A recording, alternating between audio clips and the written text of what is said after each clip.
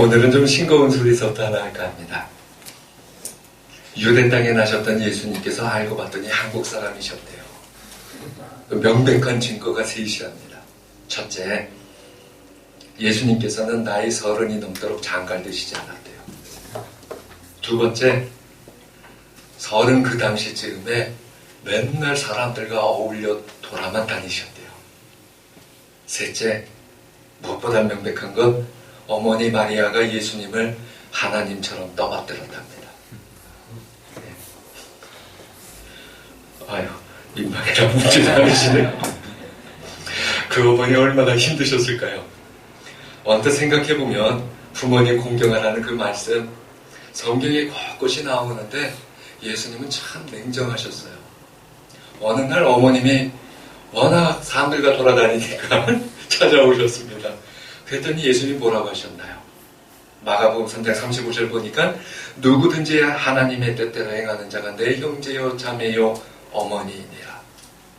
어머니 가슴에 못 박는 소리를 하셨어요. 어머니 앞에 놓고 어머니는 걱정돼서 찾아온 건데 사람들한테 냉정하게 모른 척하고 앉아있는 사람들이 내 부모고 내 형제고 내 어머니고 내 가족이다. 세상에 어쩜 그렇게 냉정할 수 있을까요?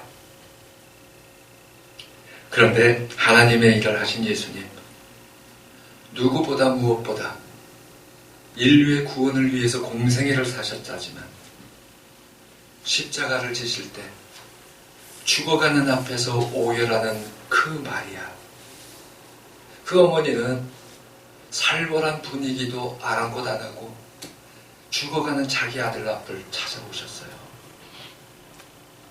가장 따른다고 자처했던 베드로도 무서워서 도망가는데 수많은 군중들, 군인들이 있는 앞에서 자기 아들이 죽어가는 것을 그 앞에까지 와서 눈물을 흘리셨어요. 그때 마지막을 앞둔 십자가상에 예수님은 그의 어머니와 사랑하는 제자를 향해서 여자여 보소서 아들이니이다. 제자에게 내 어머니라 유언하셨습니다. 예수님 자신도 부모님에 대한 공경을 몸소 실천해 보이셨다는 거예요.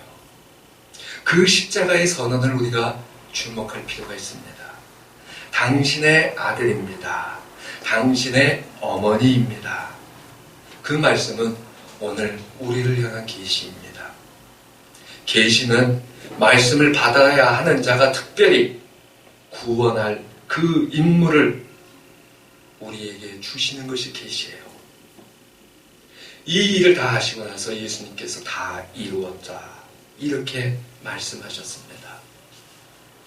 부모와 아들의 관계가 온전한 것, 부모와 자식의 관계가 바로 성립되는 것, 그것이 바로 하나님께서 예수님 통하여 맡겨주신 일의 완성이고 성경을 이루는 일이셨습니다. 사랑 안에서 하나님의 은혜가 주어졌어요. 믿음이 생겼어요. 그 가운데 새로운 관계가 탄생하였습니다. 사랑 안에서는 죽음이라는 슬픔이 새로운 가정, 사랑의 공동체, 탄생이라고 하는 기쁨으로 바꾸어 주신 것이 십자가의 축복이라는 거예요. 사랑 안에서 창세기로부터 시작된 인류 구원의 대서사시가 완성되었습니다. 가정이야말로 하나님께서 주신 가장 고귀한 선물이요 축복입니다. 오늘 주신 본문은 사실 5장 21절부터 이어지는 말씀들이에요. 세 가지 주제가 나옵니다. 첫째가 아내와 남편 간의 윤리, 둘째가 자녀와 부모 간의 상호 윤리, 그리고 세 번째 종과 주인의 윤리입니다. 두 번째 오늘 자녀와 부모 간의 상호 윤리, 이 본문의 말씀은 세상의 문화, 관습, 도덕에 따른 해석이 아니에요. 바로 자녀와 부모의 관계도 5장 21절의 말씀처럼 그리스도를 경외함으로 피차 복종하라. 이 말씀의 빛에서 말씀들을 우리가 다시금 받아들여야 합니다. 그렇기 때문에 믿는 자들의 가정 윤리는 예수님으로부터 출발한다는 것을 기본으로 하고 있습니다. 교회가 그리스도에게 하듯이 아내들도 그 남편에게 복종할지니라. 자녀들아, 주 안에서 너희 부모에게 순종하라. 종들아, 육체의 상전에게 순종하기를 그리스도께 하듯하라. 그리스도 안에서 하라는 거예요. 예수님께 우리가 드릴 것은 순종뿐입니다. 근데 좀 더 자세히 볼까요? 순종하라고 하셨는데, 다 순종하라 하는데, 유독이 한 군데. 아내들아, 남편에게 복종하라. 복종과 순종의 차이가 뭘까요? 순종은요, 기꺼이 따르는 게 순종이에요. 복종은요, 싫어도 기분 나빠도 따르는 게 복종이에요.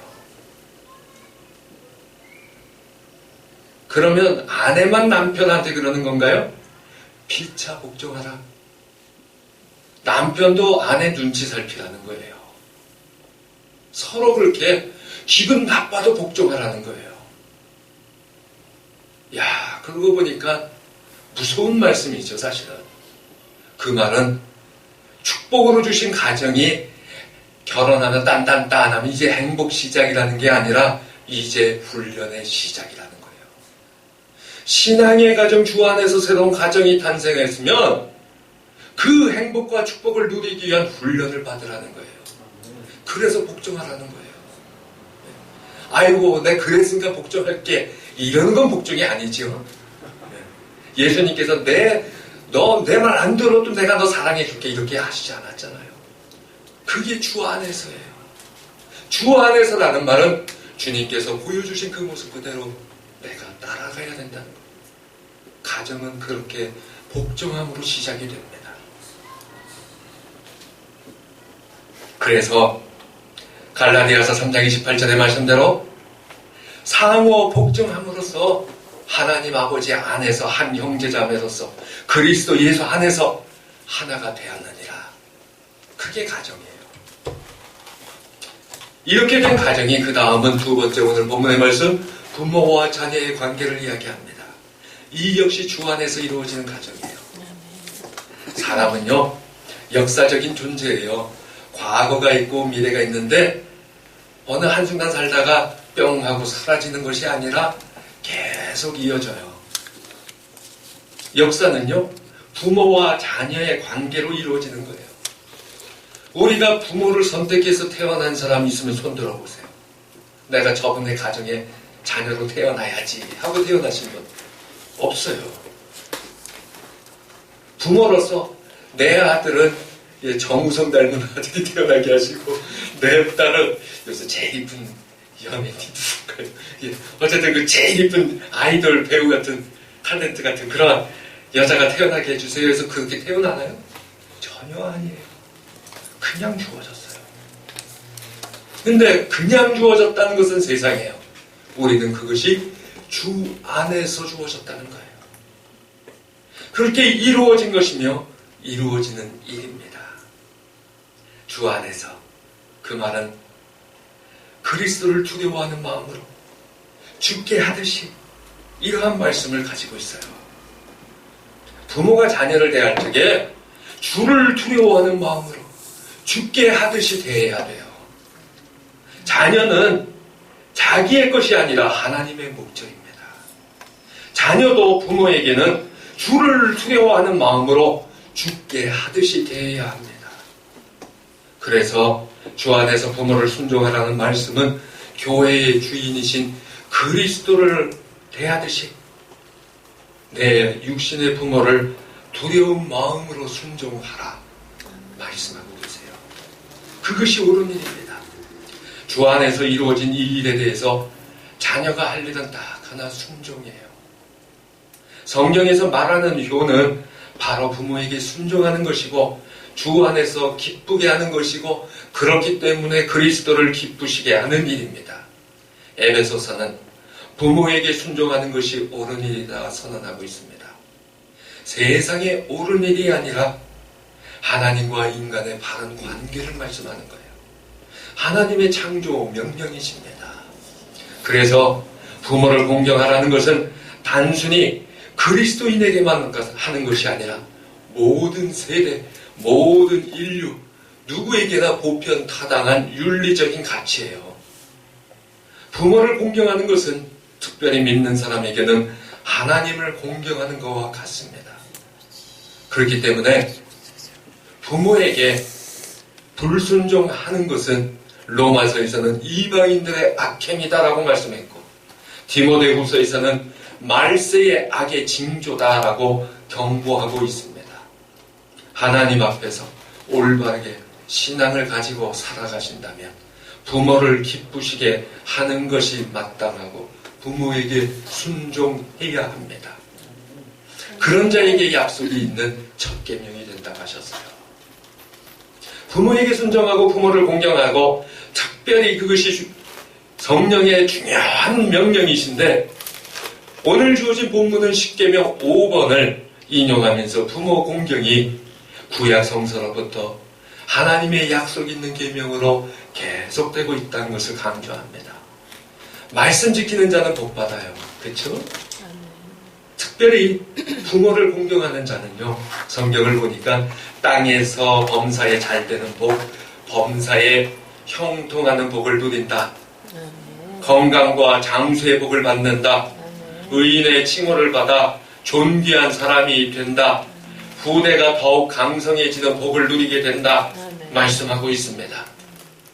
그런데 복을 받겠다고, 그 복을 누리겠다고 부모에게 그래서 잘한다고 한다면 그것은 성령으로부터 출발하는 것이 아니라 자기의 탐욕에서 시작되는 삶이에요. 오직 사랑으로 부모를 공경해야 합니다. 그것을 우리 주님께서는 십자가를 지시는 그 마지막 순간까지 몸소 보여주시고 실천하셨다는 거예요. 반대로 부모는 자녀를 사랑해야 합니다. 동물도 자기 새끼 끔찍히 여길 줄 압니다. 연약한 사슴도 무서운 맹수도 자기 새끼 앞에서는 어쩔 줄 몰라 합니다. 사회에서는 잘 나가는 사람도 집에 가서 갓난애기 앞에서는 그냥 똑같이 애가 돼서 놀아줘요. 안 그런 사람 있으면 회개하세요. 그렇기 때문에 우리가 흔한 말로 그러게 못하는 사람들 금수만도 못하다고 해요. 창조의 질서이기 때문이에요. 하지만 믿는 사람에게 하나 더 주어진 것, 주 안에서. 주 안에서 이루어지고 이루어져야 된다는 명령이에요. 언젠가 제가 웃으면서 이야기했던 게 있죠. 우리 집에 남대없이 두 머슴아이가 있는데요. 그 좁은 집에 방 하나씩 둘이서 한 방을 써도 좀 그럴 판에 방 한 개씩 차지하고 앉아가지고 방값도 안 내요. 그리고는 저한테 끔찍하게 제가 아끼는 사람한테 밥 내놔라 뭐 내놔라 맨날 명령하고요. 저한테는 맨날 돈 달라고 그래요. 내가 원한다고 내가 생각한 대로 생기고 잘하는 자녀가 있는 거 아니에요. 하나님의 명령으로 주어진 고귀한 선물이고 생명이란 말입니다. 자녀들은 사랑을 먹고 자라요. 왜냐하면 생명이기 때문이에요. 오늘 어버이 주일이라 우리 교회는 저희가 광고에 했었던 것처럼 계속해서 코사지가 아니라 화분을 드려요. 그 화분 당해서 에이 죽어라 그러면은 그 화분 오래 못 가요. 아유 이쁘다 잘 자라가면 식물도 잘 자라요. 하나님께서 생기를 불어넣어서 사람을 만드셨단 말이에요. 땅에 충만하고 번성하고 그렇게 생육하고 그렇게 자라라 복을 베푸셨어요. 우리는 자녀에게 축복하는 게 부모에게 맡겨진 사명이에요. 그런데 자녀를 축복하는데 그냥 축복만 하는 것이 아니라 때로는 훈육과 경계도 요구되어져요. 오늘 본문의 다음 절이에요. 하지만 훈육과 경계가 단순한 꾸지람이나 비난이나 그 어떤 것이 아닙니다. 중용을 지킬 수 있어야 돼요. 항상 위협적인 아버지는 존경받지 못해요. 제가 역사를 가르쳤는데 성경의 말씀대로 살고 믿음의 가정으로 유명한 인물들 설명을 하다 보니까 한결같이 똑같은 게 공통점이 나왔어요. 아빠는 엄하고 엄마는 자애로웠다. 근데 그걸 넘어서면 안 돼요. 우리가 아이에게 상처를 주지 말고 설득함으로써 잘못을 바로잡을 수 있어야 돼요. 그것이 자녀를 노엽게 하지 말라는 말씀이에요. 그냥 하는 대로 내버려 두라는 게 아니에요. 종종 자녀들은 우리 실망시켜요. 그래서 화가 나기도 합니다. 자녀의 모습을 보느라면 꼭 내 못난 모습 그대로 본받았거든요. 그거 생각나면 더 화가 나요. 술이 술을 부르는 것처럼 화는 화를 부릅니다. 그 결과 때로는 통제력을 잃어버리고 자녀에게 그 화를 퍼부어요. 하지만 법적으로, 사회적으로 가장에게 허용된 권리를 무자비하게 사용할 경우 자녀들을 노엽게 한다는 거예요. 그 결과 그들은 낙심할 수밖에 없게 돼요. 더 나아가서 부모의 진노는 자녀의 인격을 파괴할 수 있는 아주 위험한 거예요. 자녀들이 용기를 상실하고 의기소침하고 자신감 잃어버리고 자존심도 상실하는 그게 되면 어떻게 되겠어요? 자존감이 떨어지면 사회성이 떨어져요. 심지어 믿음에서도 떨어지게 되어 있어요. 그러므로 부모는 오직 주의 교훈과 훈계로 양육해야 합니다. 아멘. 중요한 점은 아버지의 교훈과 훈계가 주의 것이어야 된다는 거예요. 주님이라고 하는 그 말씀 속에 내가 자녀에게 행하는 교훈과 훈계가 하나님의 영역 안에 있어야 된다. 그 판단의 기준이 하나님으로부터 출발해야 된다는 것을 명확히 말씀하고 있는 거예요. 다시 말해서 부모의 교훈과 훈계는 주님 보시기에 합당해야 된다는 겁니다. 자식은 부모의 소유가 아닙니다. 자식은 하나님의 소유입니다. 부모는 하나님의 소유를 맡은 사랑하는 청직이에요. 이 모든 일이 주 안에서 이루어진 것임을 명심해야 합니다.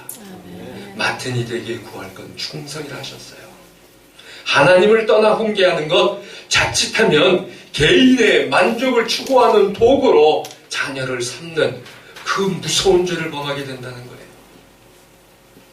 제가 책의 제목을 사람 바보라고 해서 출판했었습니다.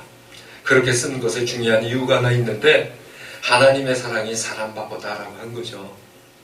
바보는 어떤 건가요? 손해봐도 몰라요. 아니, 손해봐도 웃어요. 행복합니다. 싫다고 해도 그냥 좋아하는 게 바보입니다. 그래서 사람 바보의 그 사랑은 일방적인 사랑이에요. 주님께서 십자가에 보여주신 그 사랑이 일방적이었다는 거예요. 그 순간 내 곁을 지켜주어서가 아니라 우리 주님께서 자신이 죽으시는 그 순간에도 일방적으로 육신의 부모를 사랑하셨습니다. 모든 사람들이 비웃고 멀리하고 심지어 자기를 죽이려고 하는 사람들이 있는 그 순간에서도 아니 지금도 우리를 일방적으로 사랑하시는 거예요. 그래서 우리를 자녀 삼으신 부모의 사랑으로 말씀합니다. 부모를 공경하고 자녀를 사랑하는 것 방법이 아니에요. 세상의 윤리로 하는 것을 넘어서서 완성이 있어야 되는데 주 안에서라는 말씀은 바로 사랑은 주께서 나를 향하신 그 일방적이었던 사랑, 그 사랑으로 나도 내 부모를, 내 자녀를 사랑하라는 겁니다. 아멘. 내가 내 부모 향해서 무조건 사랑해야 합니다. 부모는 자식을 향해서 무조건 사랑해야 됩니다. 억울해도 사랑하십시오. 복종하라고 했습니다. 오늘날 대부분의 사람들이요, 표현은 안 해도 절규를 해요. 왜 이 동네에 성인 나이트가 그렇게 전국적으로 소문이 났겠어요? 가정이 싫다는 거예요. 나 부모 잘못 만났다. 나 배우자 잘못 택했다. 나 자녀 복도 지식이 없다. 형제 복도 없다. 그렇게들 속으로 절규들을 합니다. 그러나 주님의 명령은 그래도 사랑해라는 말씀이에요. 원망과 증오가 아닙니다. 우리나라 어떤 백화사전을 제가 한번 사전에 정의를 찾아봤어요. 그랬더니 아이고 세상에, 들어보세요. 사랑은 가장 따뜻한, 가장 바람직한 인간 관계다. 또한 그러한 관계를 맺고 지키고 하는 마음이자 마음의 움직임이다. 가슴을 가진 사람, 그리고 영성을 갖춘 사람이 서로 유대 또는 사귐을 갖는 것이고 그것들을 이어가고자 하는 마음이 곧 사랑이다. 세상의 백과사전도요, 그게 영성이라고 알아요. 그러지 못하니까 세상이 믿는 자를 비웃는 거예요. 아니, 그것보다 먼저 주 안에서 있기 때문에 우리가 그렇게 하지 못하니까 주님께서 지금도 마음 아파하신다는 거예요. 겉으로 아무리 잘해 보이고 신앙에서 멋있게 신앙 있어 보이고 세상에서 아무리 인정받아도 가정을 바로 세우지 못하면 위선입니다. 신앙이 아닙니다. 가정의 누구 탓이 아니라 바로 내가 그렇게 해야 된단 말이에요. 신앙은 보이기 위한 행사가 아닙니다. 주 안에서 그 주님께서 강력히 보여주시고 이끄시는 사랑으로 우리의 가정들을 세우시기 바랍니다. 내가 하는 것이 아닙니다. 주 안에서 우리 주님께서 역사하십니다. 믿음과 소망과 사랑으로 가정을 이루시기 바라요. 주 안에서 주님께서 같이 해주시는 그것을 믿으시기 바라고 그 소망 가지시고 그 사랑으로 가정을 세워야만 합니다.